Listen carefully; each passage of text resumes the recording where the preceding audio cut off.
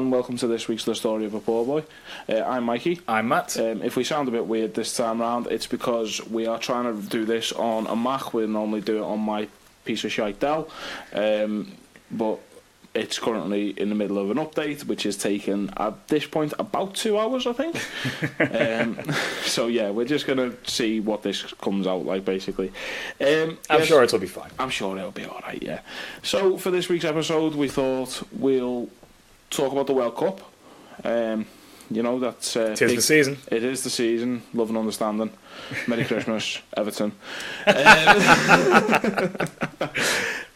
Nice. Yeah, so basically, we know we're not going to talk about international teams too much, but what we want to look at really is how the Liverpool players are getting on in the World Cup, how some of our targets are getting on in the World Cup, our rumoured targets, and some of our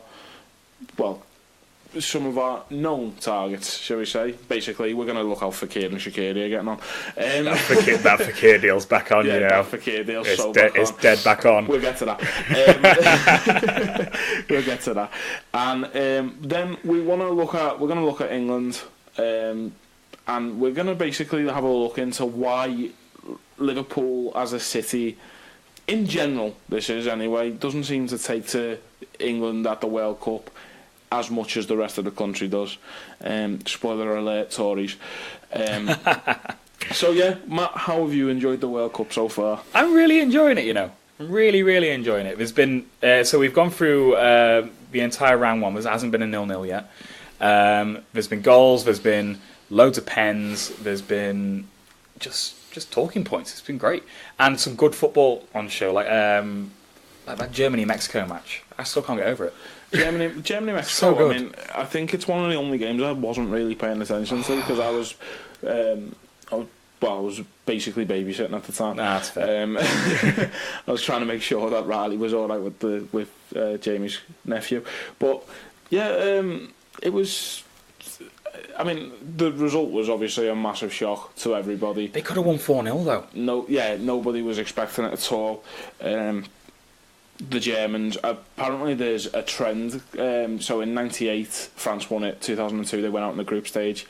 2002, was it Brazil who won it? In 2002, I don't think Brazil went out in the group stage in 2006, but apparently like Italy did or something like that. I think it's happened in 3 of the last 7 since 1990. Yeah, something like that anyway. But apparently it's a jinx if it happens like often, whatever.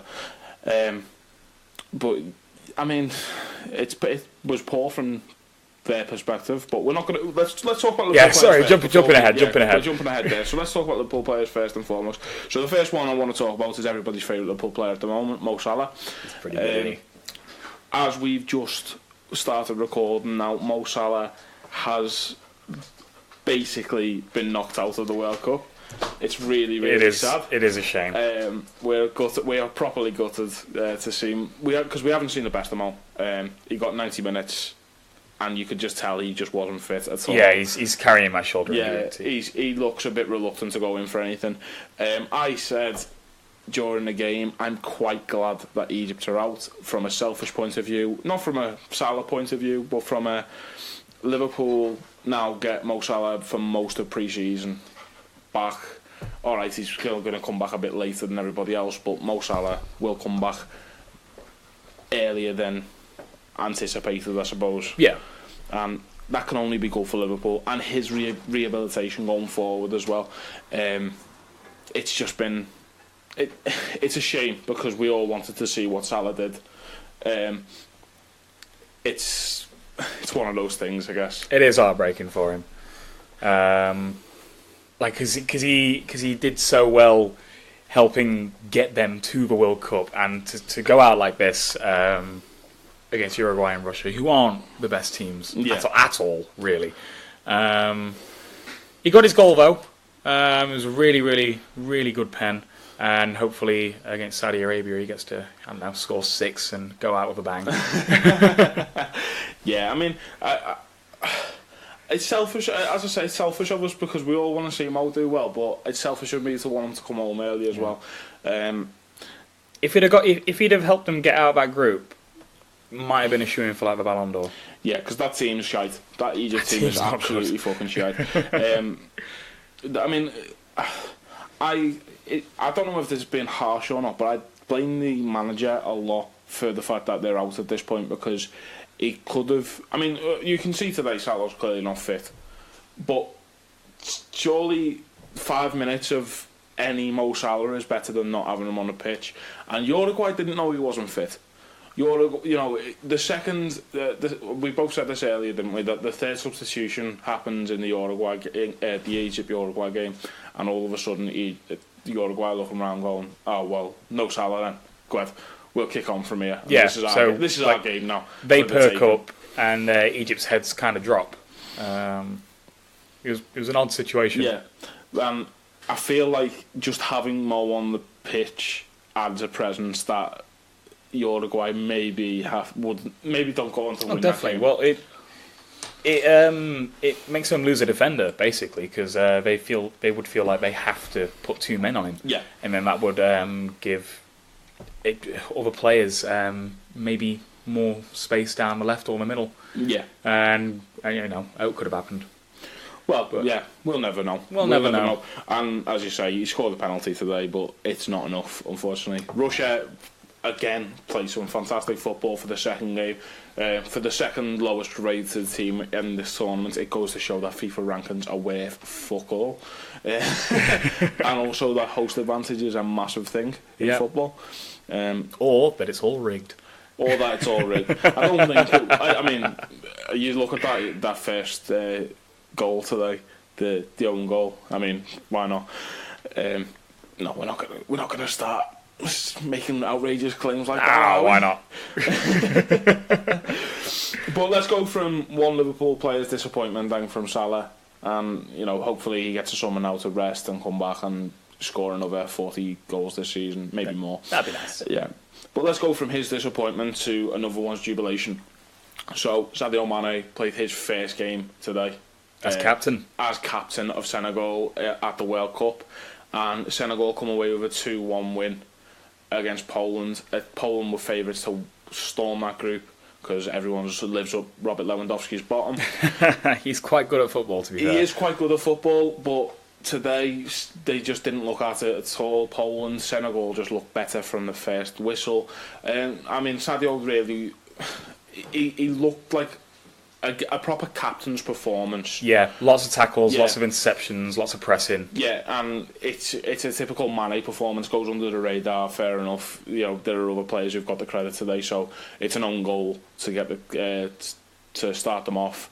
And then one of the craziest goals you'll see at this World Cup from Niang. One of them. But it doesn't happen without players like Mane grafting in the background. No, definitely not. It goes to show that although it's a popular belief that Mane's had a bad season for Liverpool, he does still contribute. He quietly had a very good season for Liverpool. Exactly. It's a popular... And it was only quietly because Salah had such a good season. Well, exactly. It's a popular belief that Sadio Mane is the worst of the front three. He's the most replaceable. He's not. How do you replace him? There's not many better than him. You can't really aren't many. How do you solve a problem like Mane? But it's not Liverpool's problem to worry about that. No. I mean, I'm glad. I'm going to be glad to see any Liverpool player have a good summer. Oh, 100%. As long as they're injury free. It feels really weird talking about the microphone without the headphones on. Put them back on then. No, because I can't hear myself in them. It feels really weird. It's new software, we're getting used to it. Yeah, I don't like it, to be honest, but I do, but I don't. It's weird. It's fun. We're upgrading all the time on this podcast, it's great. Constantly evolving. Yeah, I mean, we wouldn't have even bothered recording it, but we have to milk my 5 minutes of fame. This is true. Mikey put out a great tweet after the... Fucking, it wasn't a great tweet, though. It was a bang average tweet. 6 out of 10 should not have got fucking 7,000 likes on Twitter, but it has. What the fuck's going on? Will you stop complaining about being Twitter famous? I've been trying for years. I don't like it. All that's happened all days, my phone's buzzed. That's it. Oh, my heart bleeds for you. I know. I've got a couple more followers on Twitter as well. Oh, fuck off. Back to Senegal. First win for an African team at this World Cup so far. Really? Wow. Yeah. And I am just I'm looking forward to seeing how far we go. I think we're definitely going to get out of our They're group. the presence. I'll say that. I don't want They're to. a decent team. Yeah, They're a decent team. I don't want to, reinforce any stereotypes. But you look at them; they're all big presences of. They're muscular, big fellas. They're all powerful presences, and I hate to say that because it's such a stereotype. African footballers aren't skillful; they're big presences. But they actually they're players who put themselves about. Well, there's a bit of skill about them as well. There is. I mean, there's Mane in there, Idrissa Gueye from Everton, who is quietly Everton's best player. Yeah, I won't say quietly. I think he is by far Everton's best player. All right, fine. Idrissa Gueye is not even nearly quietly Everton's best player. And then there's Sheikh Kouyaté from West Ham, just to name a couple that we're more familiar with out of everybody. But I think as dark horses go, they've got a chance of going a bit further, and they will play whoever finishes. Well, if they win the group, they play whoever finishes second. I was about to say I can't wait for him to knock out England. Fucking Mane scoring against England will only top. The only thing that has topped that is when Suarez did it for Uruguay. Oh, that was brilliant. Because that was incredible. And Gerrard basically passing it to him as well, which is brilliant. Passed it to him. It was. Do you reckon Henderson should do it? Nah. Yeah. We'll talk about Jordan Henderson in a little bit because that's the secret to my fame. Apparently, this is true. To tweet about Jordan Henderson. Let's move on from Sadio then, because after one game he's got 3 points. Another player who's 1 game 3 points, Dejan Lovren. Yes, everyone's favourite centre half to 8. I love Begsy. I love him. He had a very good game for Croatia the other day. I mean, Nigeria were shite. Nigeria were fucking shite. But Croatia after beat what's put in front of them. They played very well, and it was a boring game. That's what you want out of your first World Cup game, to be honest, isn't it? You want a routine 2-0 win. Yeah, exactly. Get it out of the way. Dejan Lovren's not used to routine 2-0 wins. He's really not. But no, they saw it through. It's a professional performance, to say the least, from Croatia. They're expected to. I expect that they're going to follow through in that group. Do you know what I mean? They're going to come through that, no problem at all. Iceland, tricky team though. They're in the same group, well, that's it. And we're looking at. I'm saying that on the basis of what happened with Argentina and Iceland, because Croatia 2 points advantage now over Argentina. Of course, yeah. Well, Argentina could end up not getting out of the group. How funny would that be? A couple of people have said that on Twitter. That's an actual possibility. Like, I don't fancy many teams against that Iceland team. Argentina will stuff out Nigeria, but they will not get near Croatia. I don't think. In terms of, again, talking about like Croatia, they're a well drilled team. Do you know what I mean? And there's again presences in that team that Argentina just won't be able. I don't think Argentina will be able to cope with. They couldn't cope breaking down Iceland. No. Do you know what I mean? And Iceland, fair play. We saw it at the last Euros. They were really good, but in terms of player quality, they're right back. Man salt for a living. The keeper is a film director who saved the penalty from Messi, and he will probably make a film out of that. Do you know what the keeper also did? Go on. He directed Iceland's Eurovision win in 2012. Fuck off, really? Yeah, really. What a CV that is. Is he the coolest man to ever come out of Iceland? I think he might be. That's a hell of a record to have, that, isn't it? It's him and Jonsi from Sigur Rós, the coolest blokes. But yeah, I mean, there's not really much to say about it. It was a fucking dull game. It was really dull, Croatia, Nigeria, but it was routine, as you said. And that's what you want from your centre halves. You want boring and dull. Yeah, that's nice. And it was, that's good. It played some lovely passes out of the back as well. The thing with Dejan Lovren is, and I've always thought this, is his passing ability doesn't get enough credit. Yeah, there were a couple of balls he played on the outside of his foot and just bent them out to players, and you're just like, what? Where the fuck? Like, what? Why? He doesn't do it enough, obviously, at Liverpool, because Van Dijk's the one doing it instead. Yeah. But he genuinely was really good and really used the ball really well, and that is exactly, as you say, exactly what you want. We're going to fire through these here, I think, because I just want to talk about England now, to be honest, and just how much I don't never thought I'd hear that sentence go out of your mouth. I just want to talk about England. They made me famous. 5 minutes. Next game, want to talk about another Liverpool player involved, well, another Liverpool player involved at the moment. A past Liverpool player scored. A hopefully future Liverpool goalkeeper, although I don't really care if we get him or not because I don't think he's particularly great, played in goal. And a future Liverpool winger, probably, maybe, don't know, who cares. You're going to give me anything to talk about. You're just going to keep reeling them off. No. Well, it's Brazil versus Switzerland. It is. Go on, you can talk from there, go on. I don't know. It's a fucking great goal, isn't it? It is a fucking great goal. It's so it? good. It's peak Coutinho as well. He didn't even watch it, did he? No, he doesn't. He hit it and then he just ran off. He doesn't have to. I mean, it is, as you say, it is peak Phil. Yeah. To be fair, as soon as he hit it, I went like, oof. Yeah. The second he gets the ball in that area, you're just like, yep, that's in. And remember when we used to think, it'd be great if he could finish? Because Yeah. he kept doing that and he kept dragging it wide. I had a conversation in work today, and I want to ask your opinion on this actually while we're on Phil. Who's the best player at long shots in the world right now? Right now? Is it Philip Coutinho? It might be. I'm not sure if I've seen any player score the percentage that he does outside the box versus inside the box. Yeah. I know that's such a weird thing to say, who's the best at long shots. It's like... Yeah, but I know what you mean. Like, at cutting in... If you're in the Robben, maybe? Because he does the same, but from the other side. But he comes into the box. That's what I was thinking, yeah. But, yeah, I mean, like, let's put it in context then. If Liverpool are in the 91st minute, and we could have any player in the world to have the ball outside the area for a shot, who would you want on that shot? Can I have peak Gerrard? I mean, no, it's got to be... Okay, fine, it's Coutinho. Yeah. I genuinely do think it's Phil. Yeah, and he was... I think he's a sneaky bet. If Brazil go all the way, he's a sneaky bet for player of the tournament. Yeah. Because as good as Neymar was the other day, he kept going up blind alleys. Neymar was not good the other day. He was. No, he wasn't. Lad, he is different class, that player. No, I'm not saying he's not good. He is very good, but he was so frustrating to watch. Yeah, and he was. But the reason he's as frustrating to watch as he is because he has got a lot of pressure on him to. Well, he knows how good he is, so he won't pass to anyone else. And I've never seen him play a dive more. Do you not? He was all over the place. I really don't think I've seen him play a dive more. Switzerland were marking him out the game as well. And he was going looking for the ball, and that's the other thing. Do you know what I mean? Like Oh yeah, he didn't shy away from it. He knows he's Brazil's golden boy. Brazil started incredibly, and they looked like a team who were going to kick on and win about 6-7-0. Yeah. But from there, Switzerland got a grasp on the game, scored a very contentious goal. Apparently, yeah.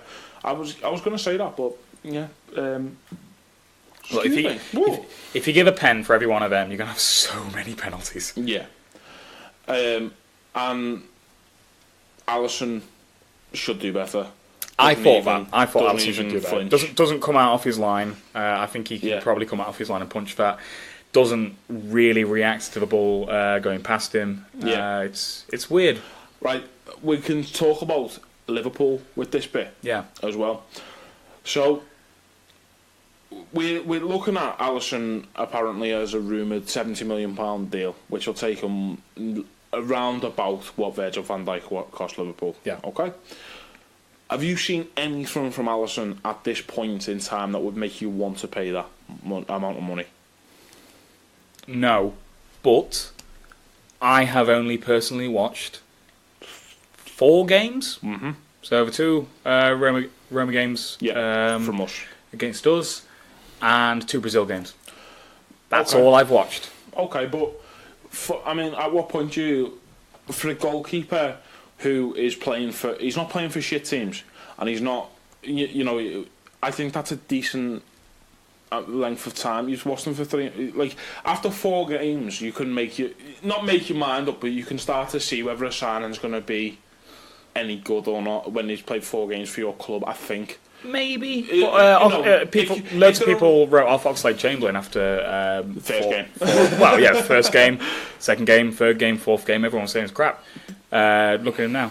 Yeah, he's injured, I can see what you're saying. He was good. He was a £35 million signing, and that was looked at as a lot of money to spend for him. £70 million for a goalkeeper is.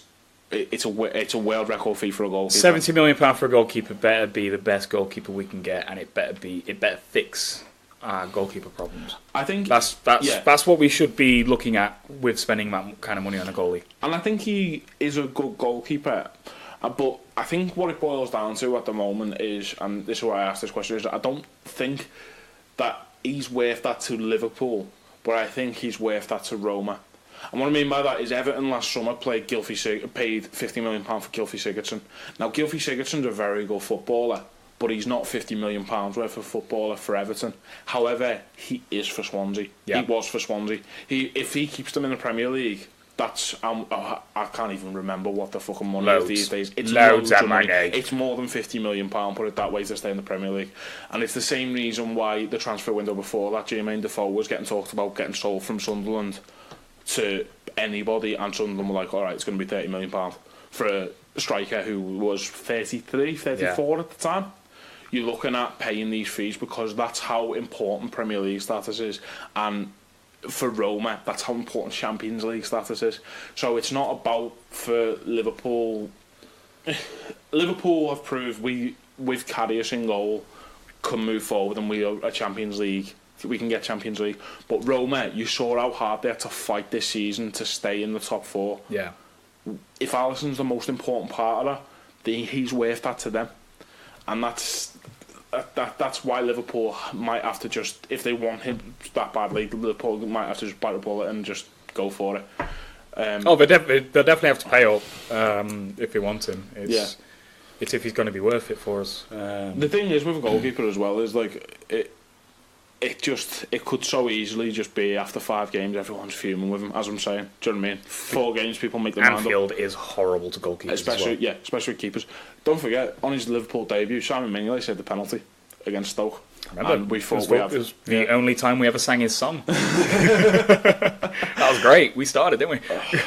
Main stand, great day. We were around the line. That was great. Yeah, it was. Oh, fucking hell. Going back around. But yeah, I mean, those were the days, my friend.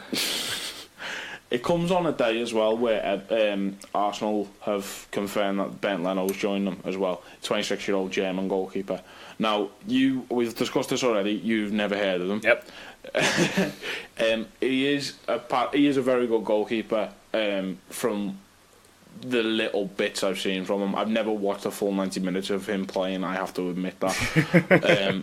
But from what I've seen of him, he's a decent goalkeeper. But the point is, if Liverpool do not go out and sign a new keeper this summer, and Arsenal start next season and Bernd Leno is the best thing since sliced bread, Liverpool didn't sign a keeper, a German goalkeeper has come to the Premier League, to one of our rivals, air quotations. I was going to say, great radio again. Yeah.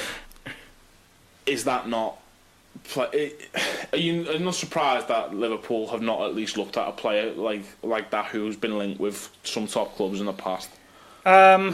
Even if you've not heard of, even if you've not seen him play. It depends on his style, though, because Klopp wants a very particular type of keeper who can play out from the back quickly, who can take control of his area, who is like good with the ball at his feet and is quick. If Jay Leno is not any of those things, but is still a good goalkeeper, then it makes sense that we haven't been in for him and Arsenal have snapped him up. It really pisses me off that we haven't. That years ago we didn't go in for Ter Stegen as hard as we could have. If we'd have just lashed ourselves at Ter Stegen and just went, please come to Liverpool, then we'd be sorted and we wouldn't even be having this conversation. Liverpool would be sorted for the next 10-12 years in goal. But Liverpool instead went for Mignolet, and we aren't sorted. We are so not sorted. I mean, we're close though. We're dead close. Yeah, we've both said, Karius, he's not as bad as everyone makes out. I like him. I still wouldn't. Yeah. I would not be unhappy if he ends up starting next season. It's not a panic buy situation, I don't think. I mean, one bad game does not a bad keeper make. And it's a big game. It was a big game, and but it was only one. But it was only one. It was only one this season, and that's the important thing. Karius has had bad games in the past, and we're not going to say he's not. But this season, he has been very consistent for Liverpool. Yes. And in terms of what we can expect from him going forward, his mental state might be something to be concerned about.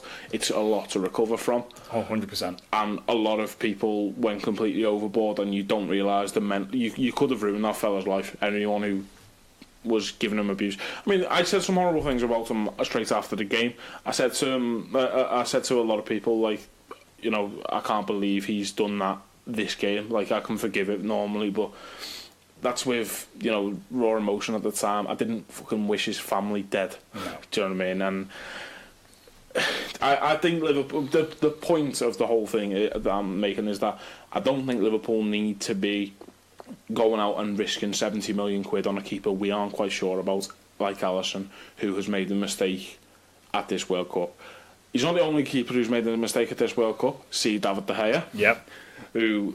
Absolute David De clanger. Gea makes a mistake at the World Cup and Loris Carrier starts trending on Twitter. It's funny, isn't it? Work that out. I can't... I feel so... That's the thing, though. That will happen from now on, do you know what I mean?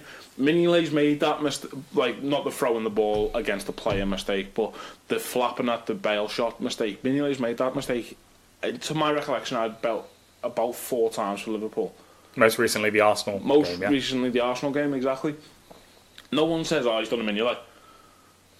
It's because of the setting, though. It's all context. It like, is, a lot of people watched that game. Yeah, it is all context. he did save it for the biggest game in the world, unfortunately. But yeah, we were talking about Brazil. Switzerland anyway. Talking about the facts. We're talking about facts. Xherdan Shaqiri played. He had one completely mental moment where he had a shot, the ball got deflected to him, and he just tried an outrageous volley that he had no right in trying at all. Nice to know he's got the confidence to try it, though. It's nice to know he's an arrogant bastard, yeah. I mean, he's the kind of player that I think Liverpool would absolutely love when he plays for us, but when you watch him, you're just like, you could be so good if you were just not an idiot. Do you know what I mean? He has that stink about him, I think. His body's so weirdly shaped. Did you or did you not notice it more after I mentioned that he looks like a fucking toddler? I know he looks like a toddler. I know, but I just can't. I can't not notice it now. Like, whenever he's on the pitch, I just know which one Shaqiri is. The thing that I did notice this week is, like, did you see the picture of him at Bayern Munich compared to him at Stoke? No. Do you not see the side-by-side comparison? No. And it's just Xherdan Shaqiri. He looks like a handsome fella. He's really well built. And then there's just him at Stoke, and he's just proper out of breath. Just a bit of gut on him. His hair's like shaved. He just looks like a completely different man. It's like, that's what Stoke does to you. Yeah, and that might be the There's case. something in the water, and that something is Brexit. Someone might need to just give him a kick up the arse and say, listen, if you want your career to go where you want it to go, you're going to have to pull your finger out. Who better than Klopp? And who better than Jurgen Klopp? Exactly. Great man manager, very motivating apparently, and he's going to make him fucking run. And supposedly very, very tenuous links back to Mario Goethe, who would be the exact same kind of project as well. It's whether Jurgen can handle 2 of them at the same time. He's basically running fat camp if he does that, isn't he? Do you know what I mean? Football. Can I come? I mean, I don't have to play, but I'd quite like to go to a fat camp run by Jurgen Klopp. Yeah, he'd give you boss cuddles at the end of the day if you lost weight. Don't, I'll start crying. What a ledge. So Brazil, Switzerland. The one other thing I wanted to talk about in this game is the fact that Roberto Firmino starts from the bench again. Now, I said first half they look great, but second half, as Switzerland just sit back more and more, you start noticing that Firmino was not on the pitch until he comes on. Yeah, and Jesus was completely anonymous second half. Yeah, and you notice the difference that Bobby Firmino can make. And surely with that team you want him on, because he creates space for other players. Exactly, he can drag defenders away and create space for Coutinho and Neymar. I don't understand why he's not starting. I mean, he's not particularly liked in Brazil, from what I understand, because basically Gabriel Jesus and Neymar had their starts in Brazil, if you like, whereas Firmino when he was over here, he wasn't very good. Well, he wasn't very favourably looked upon, and then Hoffenheim just snapped him up, and he's basically developed his career in Europe rather than developing it in Brazil. Whereas even Coutinho, he was thought of as very highly rated until he came over to Europe over there, whereas Firmino wasn't. And I think that's their main problem. Gabriel Jesus also did very well in the qualifying round. Oh yeah, he was their top scorer, wasn't he? Yeah, so I mean, I can understand why. Sort of, it would be like I'm trying to think. It'd be like if basically Vardy had been England's top goal scorer in qualifying, and then he got it like England basically persevered and started Vardy instead of Kane.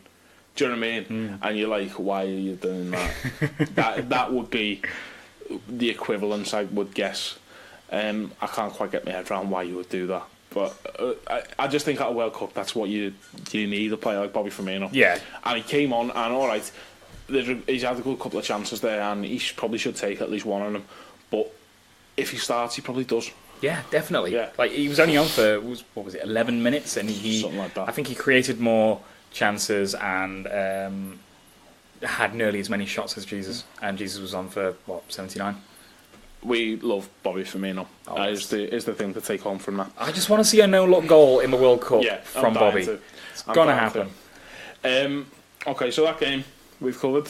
Who else is in that group? Who else is in the Brazil group? Brazil, Switzerland's group. Literally, there's three of us in the room, and all of us have just turned around and just had the blankest stare. So, get my phone. Is it Japan? Airtime. We can cut this. It's fine. Peru, Denmark, Peru. Is that a No, thing? it's Costa Rica, Serbia. Costa Rica, Serbia. Yeah, Costa Rica, Serbia. Yep. All right, we know what we're talking about. We're following this World Cup. Yeah, Costa Rica, Serbia. I mean, Brazil are going to piss that group still, surely, at this point. Surely, yeah. I mean, That's what you think. Serbia might have 3 points at this stage. They looked pretty all right against Costa Rica, but they didn't particularly struggle. But Brazil, surely got too much for those two. And there's no... What I'm saying is, there's no chance Brazil are going home early, I don't think. No, I don't think. Like Switzerland are comfortably the second best team in that group, and they got a draw against Brazil. But you would think that Brazil are going to beat the other two teams and be fine. Yeah.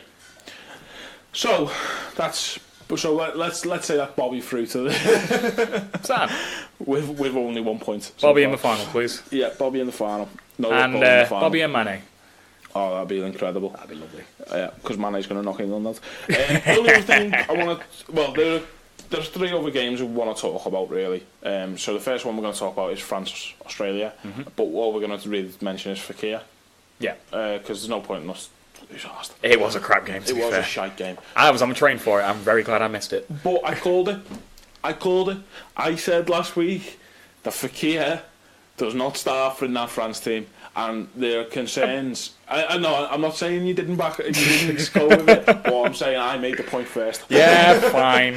But I'm pretty sure it was never really on the cards that he was going to start for France. The thing, the concern that a lot of people had was that Leon were playing games with Liverpool based on his World Cup performance. Do you know what I mean? In case his stock went up. Yes. And that was what I was basically getting at, is that I don't think that is a valid concern with this transfer, because I don't see his stock rising too highly.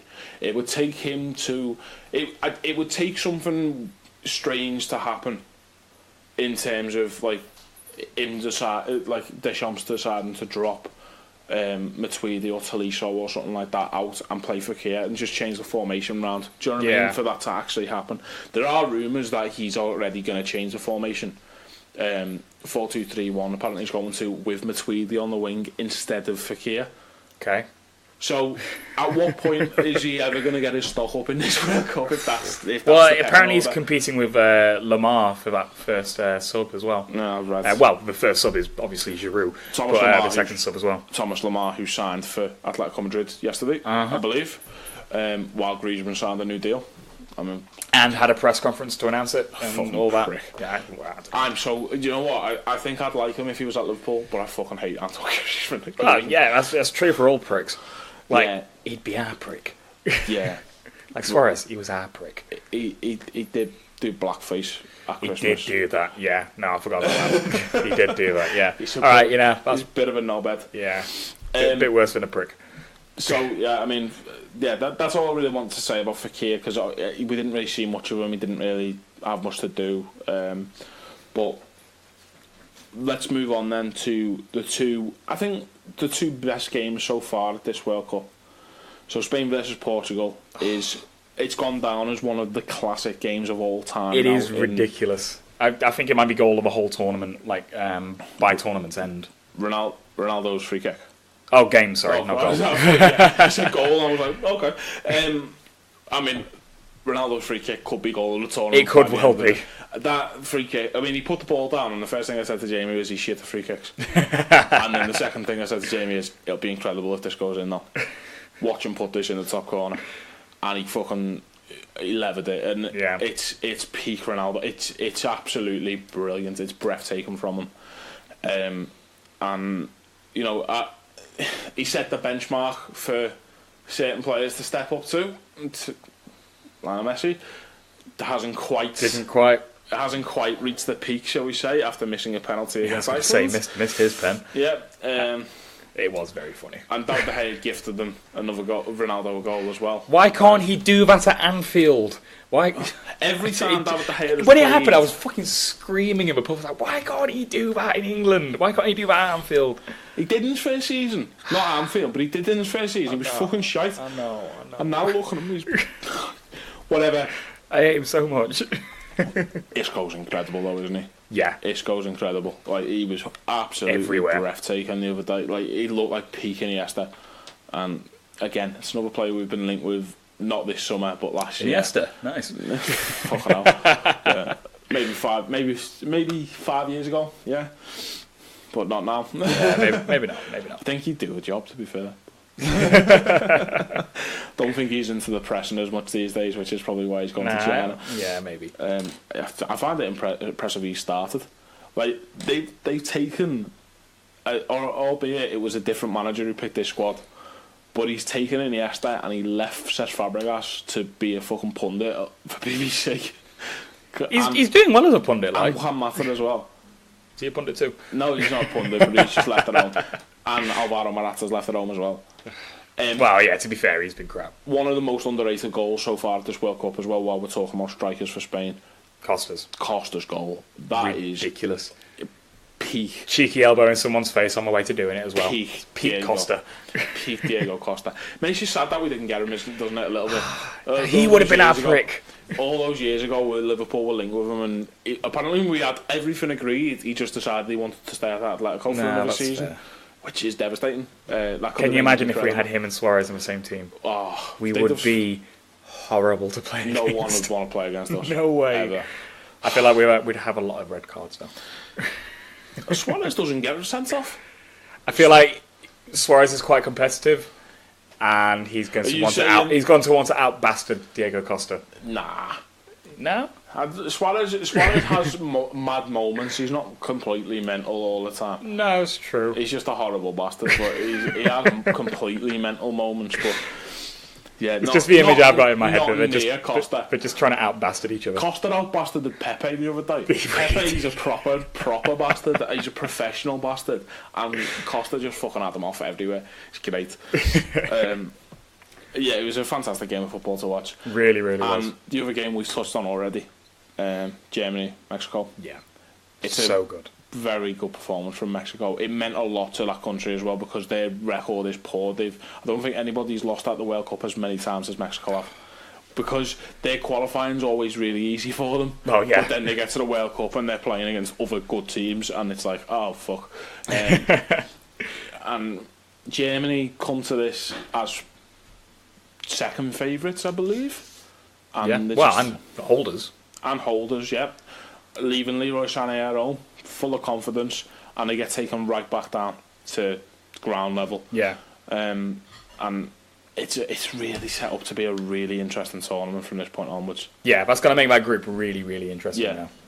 It really is. And not just the group, mate, the whole tournament, because on reflection, I mean, alright, at this point all it means is Mexico have taken 3 points off for Germany. Mm-hmm. But what it actually means is anybody who comes up against Germany is like, well, these got done by Mexico. Yeah, they're beatable. These are doable. Be quicker than them. Even England might go in with that mentality and then get beat. You never know. Yeah. Fucking, I can't be arsed, but should we talk about England? Should we move on to England? Yeah. Yeah, alright. Nice segue. Belgium. Belgium. Yeah. Won 3-0 as well. There was 3 great goals in that. They, But oh my God, I thought that we volley. mentioned that before we, moved Yeah, on that's to fine. England. It's Just in do the a group. group. Yeah, did agree. Yeah, that volley from Dries Mertens is stunning. Oh, The ball from De Bruyne is peak Kevin De Bruyne, and the finish from Lukaku for the third is nice cheeky little dink. lovely. Yeah, And really, really nice. I mean, England's golden generation never quite lived up to the hype. This golden generation looks like a team that could do something special this year. But I will remind you, it was Panama. You can say that all you like, but England's golden generation played in the 2006. They played Trinidad and Tobago, and they won 2-0, and it was the best result possible. Do you know what I mean? It's about it's about getting rid of these teams. Oh yeah, definitely. And we can say it was Panama, but for Brazil it was only Switzerland, and for Germany it was only Mexico, and for Argentina it was only Iceland. I think those teams are better than Panama, Tunisia, Saudi Arabia, stuff like that, though. I mean, I know what you're saying, but it's still a team that on paper is inferior. Oh yeah, of course, the yeah. rest of, yeah. do And you you know can what I mean? and you can only beat what's put in front of you. Exactly, and you can say Liverpool. Look, going back to us, we had an easy run to the Champions League final. Yeah. But if you beat what's put in front of you, Yeah. and that's all you can do. And Belgium dealt with it, and they've sorted it. My thing with Belgium is that they flattered to deceive before, much like England's golden generation, quotation marks again.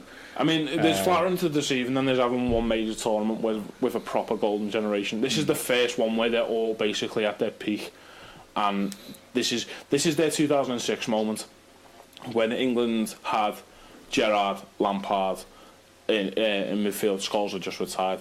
Rooney coming through. Owen just at the cusp where he was just about to turn shite. John Terry, Rio Ferdinand, Ashley Cole, Gary Neville, David Beckham should have won something this team, Yeah. really, shouldn't it? But do you know what I mean? No, I know what you mean. All, in 2006, they were all at their peaks. I guess I'm or just jaded approaching when it. people talk about golden generations. Yeah, and it's like, weird, isn't it? This dark horse and the hipster's choice. And I'm like, But I mean, certain ones do live up to it. I mean, you look at Spain. Spain's golden generation 2008, oh, 2010. 100%. They were incredible, and they won everything there was to win for a good couple of years, didn't they? It's one of them, and Belgium have to take this. I can't see them going all the way purely because of Bobby Martinez being in charge of them. Oh God, can you imagine? Bobby Martinez winning if he lifts the World Cup? Everton fans would be fuming. They'd be like, he's shite, he's shite. He's fucking shite. Fuck off, Bobby. Nah, if there's a tournament to do it though, I think it's this one, Yeah. because no team looks like outstanding. Brazil seem to have weaknesses. Germany certainly do. Argentina, yeah. France played crap. Got the win, but didn't look great. Spain looked good. Portugal looked good. But they don't look outstanding. No, I can see what Like you're they both conceded 3 goals. Yeah, and I can see what you mean. So if there's a tournament for Belgium to do it, it's probably this one. Yeah, I could definitely agree with that. But If it's a tournament for England if to there's a do it, tournament for England to do it, is it this one? yeah, I don't know. Right, let me just off the cuff say, we've said it loads of times already, I do not give a fuck if England win. It would be nice for you people who care, but I don't give a toss what England do this World Cup. I used to care when I was little, but they let me down too many times with too many good players in it that I actually liked, and now they've got knobheads in it like Jesse Lingard and Harry Kane, who I can't fucking stand starting for them. Raheem Sterling still getting all the fucking blame, except for the Manchester Evening News, who blame Jordan Henderson for Raheem Sterling have a bad game. Can't quite work That was one fantastic from them. out. I can't quite work that out. I want to read that quote again, to be honest, because I read it out to Matt before, and the pair of us were just like, I can't quite work out how you've done this. It's some proper mental gymnastics to do it. So- It's brilliant. Basically, anyone who watched the game yesterday who understands football, and I'm looking at Frank Lampard, who is one of the finest midfielders this country's ever produced, Gary Lineker, who's one of the finest strikers that this country's ever produced, Rio Ferdinand, one of the finest defenders this country's produced, Gary Neville, Lee Dixon, all of them said that Jordan Henderson had a very good game for England last night. And so did I. And so did I. Twitter knows I said it. So, Manchester Evening News article today. Raheem Sterling may never be as good for England as he is for Man City. And I'm not going to read the whole article out to you, but what I will say is, the gist of it is that because of how world-class Man City's midfield is, he will never be that good for England because England just don't have that midfield. But it doesn't say England don't have that midfield. It literally names Jordan Henderson. It says, but the biggest problem Sterling faces is his former Liverpool teammate Jordan Henderson. The Liverpool midfielder is a solid professional, but at international level, he is a glass of water. England have always had their faults, but they usually go into major tournaments with at least one quality midfielder. Lists of midfielders. All players who could pass the ball and feed their front runners. Now, I'm not going to carry on from there. Anyone who watched that game yesterday... Did they fucking watch the game? Jordan Henderson played some of the finest passes he could have picked out yesterday. They were exquisite. The only person who made any forward movement at all to Trippier. And every time he looked for Kieran Trippier, he found him. And Trippier used the ball really well. And it's no coincidence that the two highest rated players for pretty much everyone who's not a biased cunt is Jordan Henderson and Kieran Trippier. Yeah. I mean, even Dele Alli makes a great run at the start of the game as well, which Henderson, lovely ball over the top to find them. So good. He plays through Jesse Lingard as well, who hits the post. Jesse Lingard was absolutely terrible yesterday. He was getting into the positions though. Like I fucking hate to do this. In defence of Jesse Lingard, fuck off. He was crap. But and that concludes this week's episode. But he was getting into the positions. Sterling wasn't as much.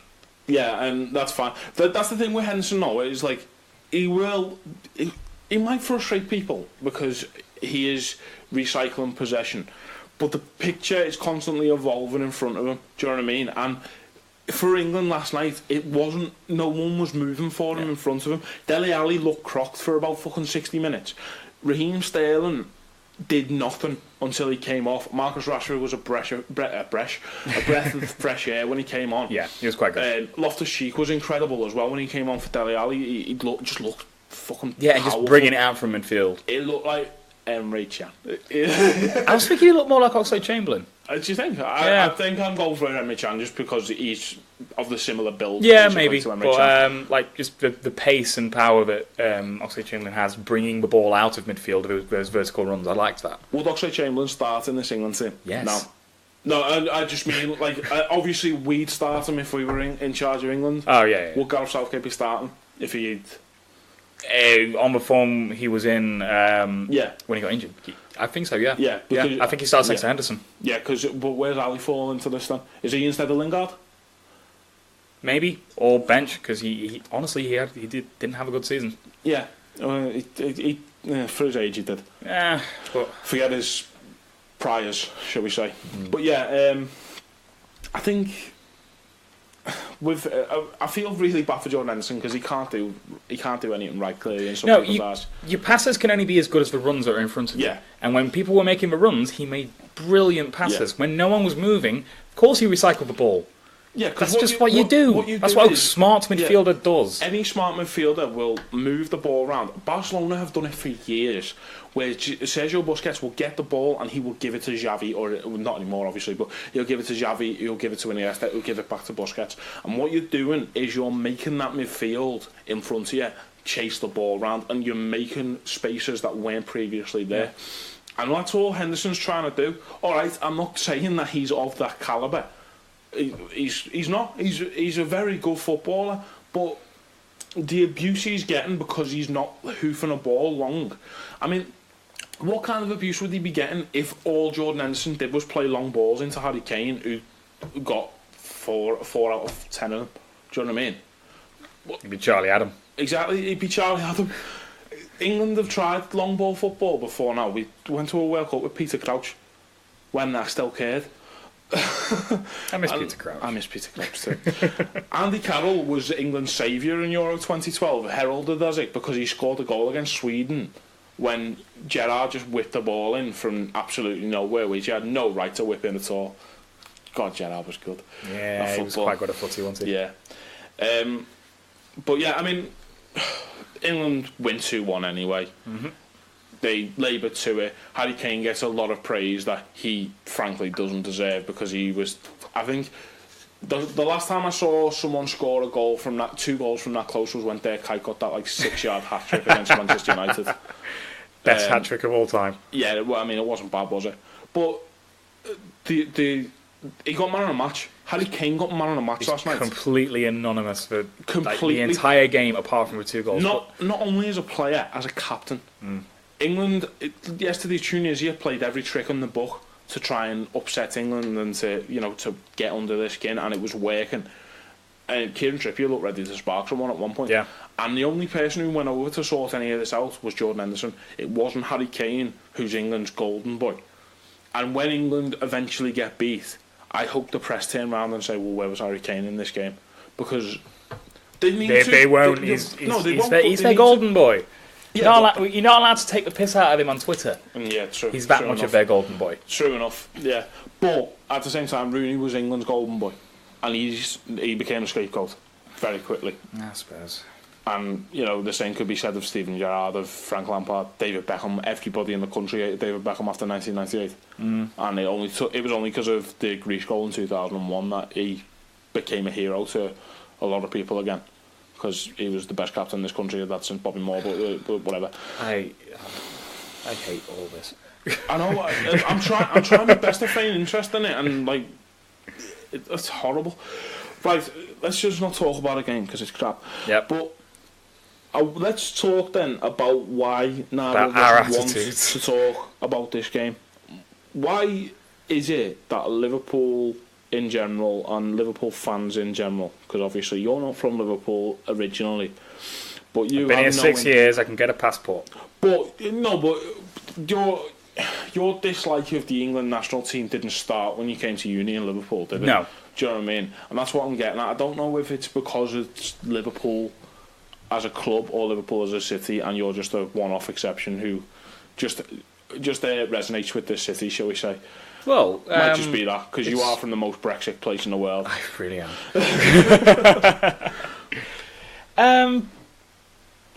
I don't know. So my personal feelings, like with me, kind of becoming in sync with Liverpool, is like this is my home now, and I've been living in the culture, and I've been like obviously I've learned loads about why.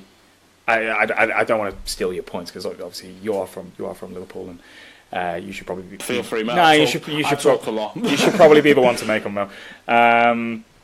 But I've learned all that and been part of this city and seen the kind of shit that just England and England fans and the whole English establishment pulls on this city and the people and the fans, and it does sit right with me. And I'll let you take it away because you are the Scouser. Yeah, so I mean, valid points you've made there. The reason that a lot of us do not take to this, and I can understand why people do, because people look for national pride in things, and people want to have some association to a country, I guess, and it's bred into us that we should be. Maybe not in the city, but as a general population, shall we say, it's bred into people that they should be proud of the country that they come from. But to me personally, it doesn't matter, because it's a luck of a draw that I was born in England. I could have been born anywhere, as far as I'm concerned. It's just the fact that I was in England, and a long time ago someone drew some lines on a map and said, okay, this is England, we're going to live here, we're going to have this bit, you can have that bit, we'll have this bit. Well, they made a wall as well. And they made a wall between because half of them were wearing skirts and the other half weren't. And we were like, that's a bit weird. Don't like that. and that's how homophobia started.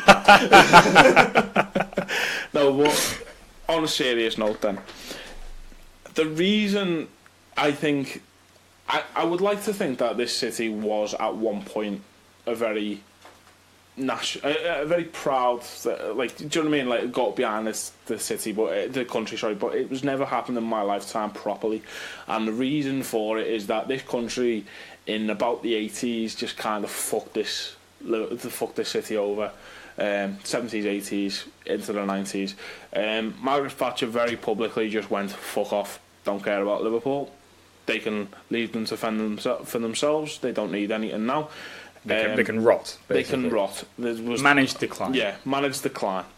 Which, when you think that this city was once England's one of England's biggest ports, and, you know, has a dark history from one aspect of that, the slave trade, but, you know, bringing in cottons and stuff like that from across the world, and sugars and teas and all kinds of stuff. Yeah. Go to the Maritime Museum; it's dead interesting.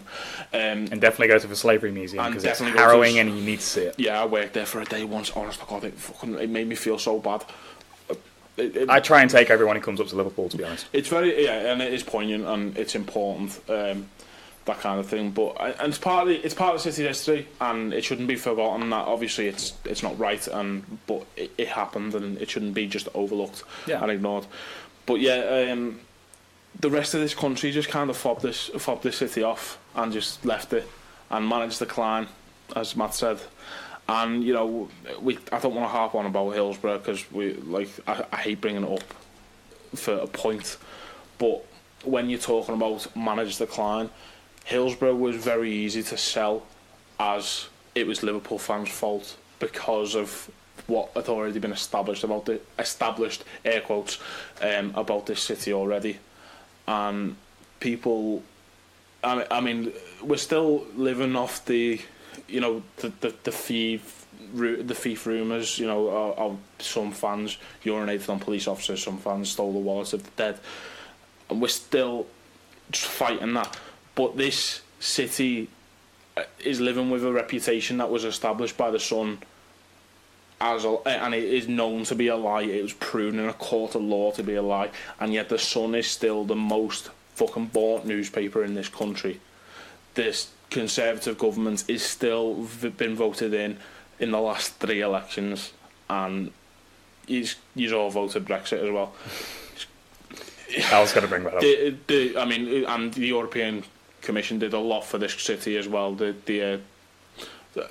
the capital culture, we thrived. Even before that, Albert Docks in the late 80s were just destroyed. These gorgeous buildings, completely decrepit. And it's only through EU funding that Liverpool came back in the mid-90s. If you'd seen it when we were kids, honest to God, the difference between Liverpool now and when I was growing up, 7, 8, and I mean, I was born in 1992. I'm not talking about fucking a million years ago. I'm talking about 2000. So 18 years ago, if that. This city was not even nearly as incredible to look at as it is now on the waterfront. I mean, it's always had the 3 graces, but in terms of the buildings that are around it, and they clean you can still see that on the live building there's like black shit all over the live building, for lack of a better word.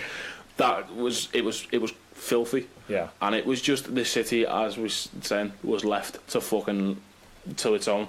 So it's very difficult for me to feel any national pride at all in this.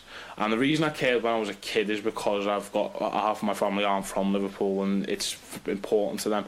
But the bit of me that is a proud Scouser, fuck England. I don't give a fuck about England, because the rest of the country doesn't give a fuck about this city. Yeah. And we're still trying to live that. We're still living with rumours. You still come to Anfield. I don't know why I'm saying use to the Liverpool fans who listen to this. People still come to Anfield, and they'll still sit there and they'll sing "Always the Victims, It's Never Your Fault," Murderer. And they'll still sing "Murderers," and they'll still hold up copies of the Sun to us, and they'll still do all of this fucking bollocks that is just, it's feeding that fucking vile disease that was rumours about this city that we've fucking been trying to fight off for the last 20-30 years.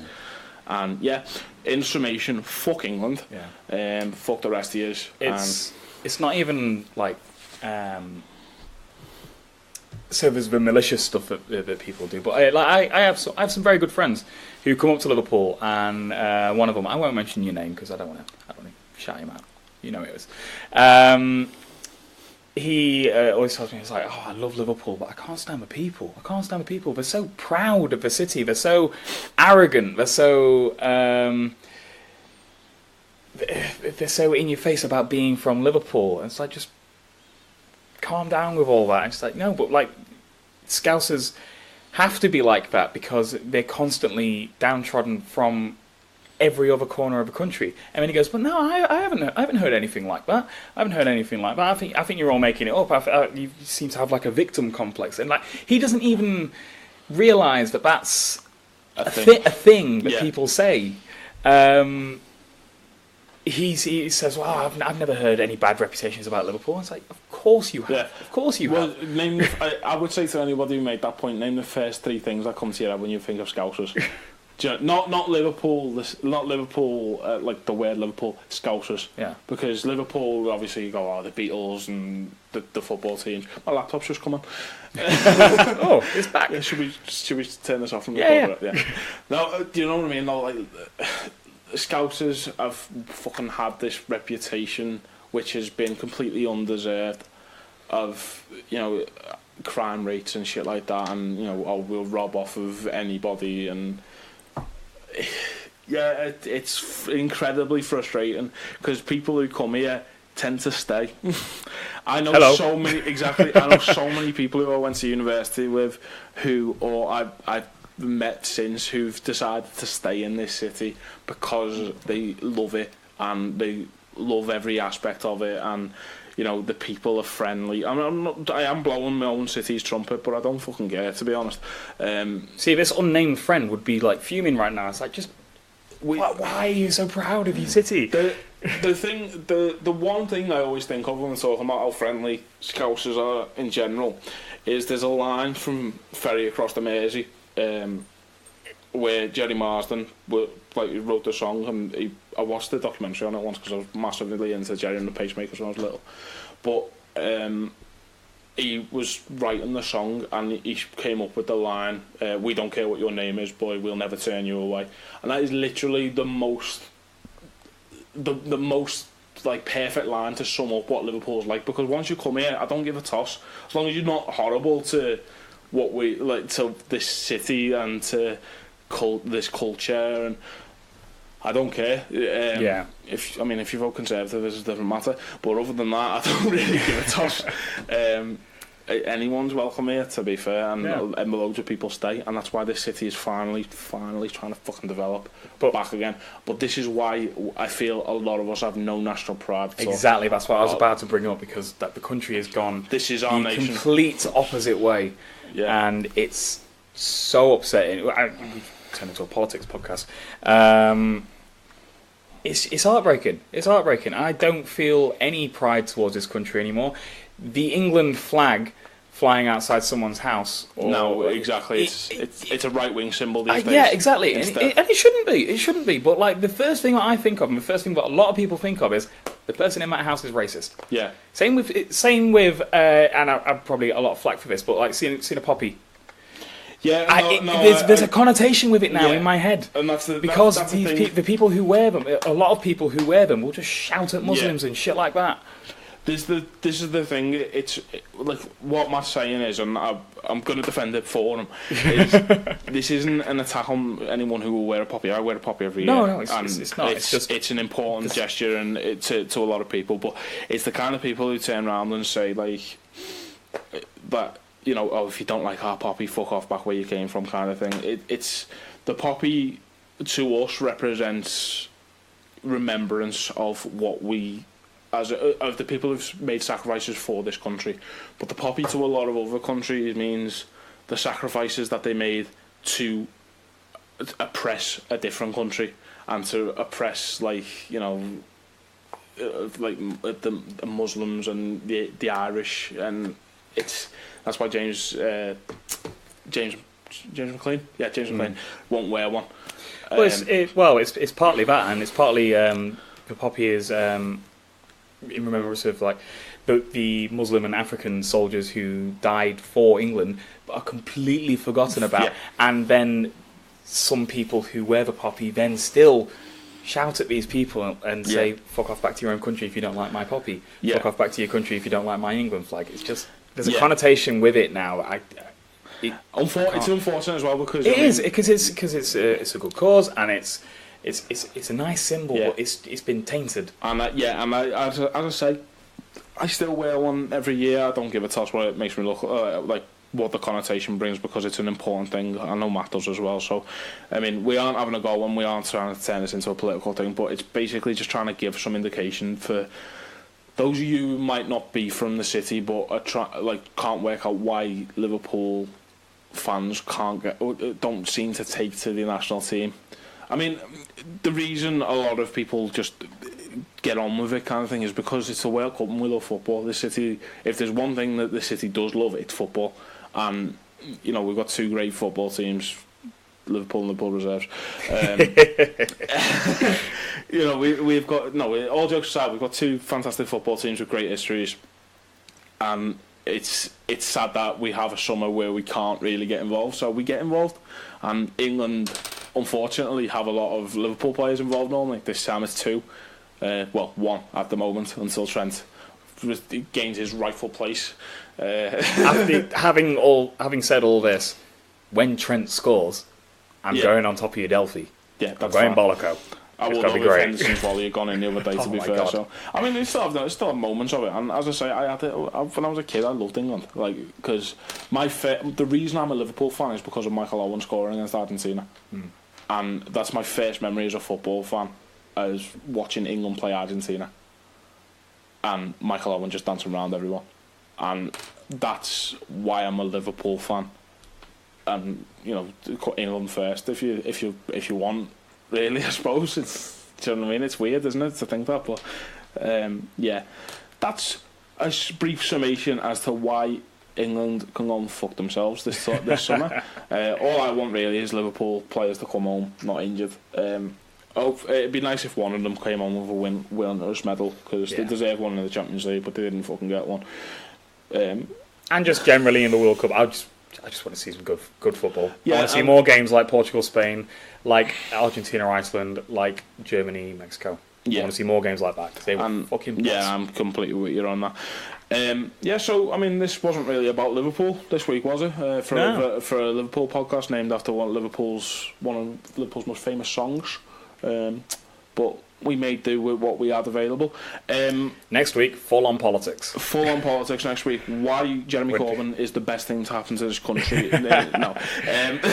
Next week, we're debating Brexit. One of us is going to flip a coin, and we're going to... No, we're not. One of us is going to be the devil's advocate. Fuck that, devil's advocate. There's no such fucking... No, I'm not doing that. I'm not even talking about it now. So, I mean, I'm happy with that. If you could ask us some questions or give us some points to talk about on Reddit, Twitter, for you new followers on Twitter, you're and welcome. iTunes. And iTunes as well. Yes, iTunes is working. And YouTube should be working as well. Don't know what's happening with Spotify. It's gone a bit weird and it's still under review apparently, but I think it's because one of the titles might have a swear word in. And I don't know if Spotify likes that or not. Yeah, that's fair.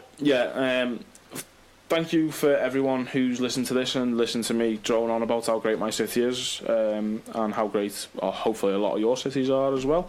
And my city. And Matt's city, and everyone's really. Everyone's a Liverpool fan who, you can adopted Scouser. Yeah, adopted Scousers, like us on Facebook, follow us on Twitter, do the thing on Reddit. Subscribe on iTunes. Subscribe on iTunes. Yes, we're on iTunes. Subscribe on Podbean. And as I was saying, if you have anything that you want us to talk about for a week, fire away, because we're fucking bored. The World Cup can only take us so far. This is true. Hopefully we'll get back to some kind of schedule. I don't know if there'll be one next. I mean, no. You're in Edinburgh, aren't you? Yeah, I'm in Edinburgh, unfortunately, next week. It's been a hectic few weeks, because I was down in London. I've just started a new job. It was Father's Day of the weekend. We've just been all over the shop this week. Hopefully we can get another one out next Wednesday. So this should come out on Wednesday night. So hopefully we can get another one done on Wednesday. thank you for listening. God, that outro lasted a long time, didn't it? A little bit. Yeah, so thank you very much. That's been the story of a poor boy. Cheers, guys.